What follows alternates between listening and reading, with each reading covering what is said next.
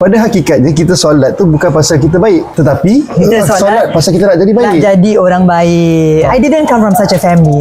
When I first started with our own little family, it was very awkward. Macam apa sih kena solat sesama. Tapi I rasa macam okay, dia balik kepada he is the leader of the family. We need to follow the leader of the pack. So kadang-kadang I tanya Encik Syam, I letak kita solat jemaah dekat social media ni, kita show off ke tidak? Tapi satu pesanan Encik Syam pada saya, Mama, you nak letak gambar you tengah karaoke ke ataupun you tengah solat? Pasal niat kita nak inspire. Dan Alhamdulillah ada satu dua orang tu dia kadang-kadang message, dia kata thank you because I'm also trying to solat jemaah with my family because I'm inspired by your family. Tak tahu ikhlas tak ikhlas tu biar Allah yang judge.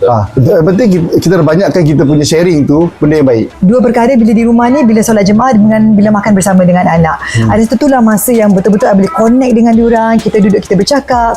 Lepas solat tu is our moment to sit down and then kita suka share our experience. Simple je satu round. Alima nak kan nanti everybody, I'm thankful because today I get to eat recess with my best friend.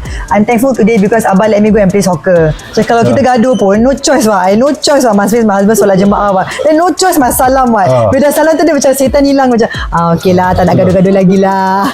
Masya Allah, terima kasih banyak Puan Nona dan Encik Insyam. Your hospitality hari tu, jemput datang rumah, berikan hadiah buku, sangat-sangat menakjubkan lah. Dan mereka juga adalah waris Madrasah Al-Saqaf Arabiah.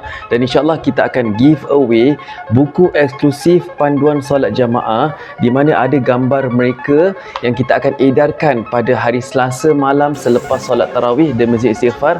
Ada juga dalamnya adab-adab jamaah yang boleh kita tambah nilai dalam solat kita sebagai seorang imam dan makmum, dan banyak lagi yang ada dalam buku kecil ini.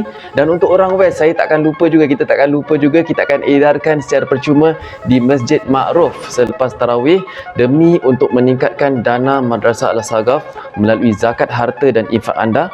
Terima kasih banyak-banyak kepada mereka yang sudah mendapat buku-buku yang kita edarkan secara percuma. Setitis ilmu, sejuta manfaat.